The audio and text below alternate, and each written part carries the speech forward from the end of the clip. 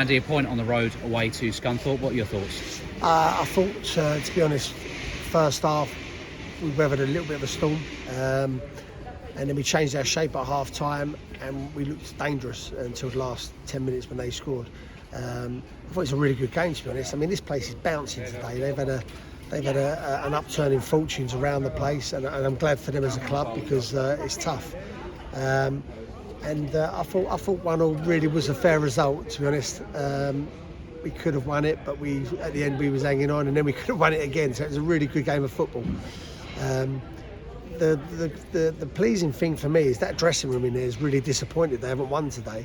And I've just reminded them that this football club was in the Championship 10 years ago. So if we're disappointed as Bromley Football Club drawing away at Scunthorpe, we've come a long way. So I'm really chuffed. And you made a big change at the break on Tuesday. You did it again today. What were your thoughts on Charlie Kendall's impact? Charlie gave us what we needed. There was loads of space in behind. They was playing a high line, and we needed someone to make those runs into that area. And then he'd done it a couple of times, and you could see a little bit of, I wouldn't say panic or fear, but a little bit of caution by them of, we've got a bit of pace up against us now, which stretched the pitch a little bit.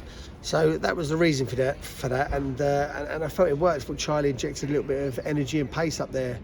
He was unlucky not to score today, but overall, I thought the lads, we tried to get it down and play first half. There weren't a lot of space in the middle of the park, and look, we've got to give a bit of credit to Scunthorpe. They're fighting for their lives.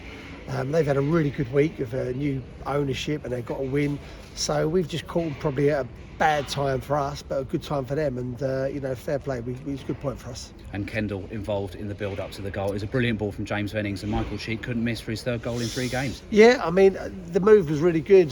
Charlie Kendall got down the side, put it across, and it was a nice tap-in. But the actual move, I thought, was exactly what we sort of wanted them to do. At half-time, that was sort of the reason for bringing him on.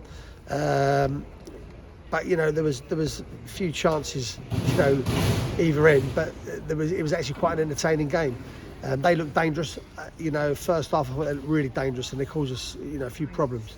But we go again. We're in the playoffs still. The results, you could argue, have gone for us today, and it'll go right to the wire. We're going to make sure we've got to pick up points. Just keep picking up points.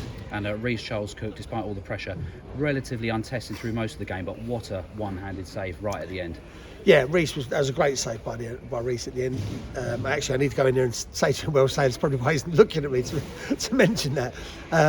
Rhys does what Rhys does. He's an experienced goalkeeper, and he gives us that little bit of solidness at the back and that little bit of presence which we need.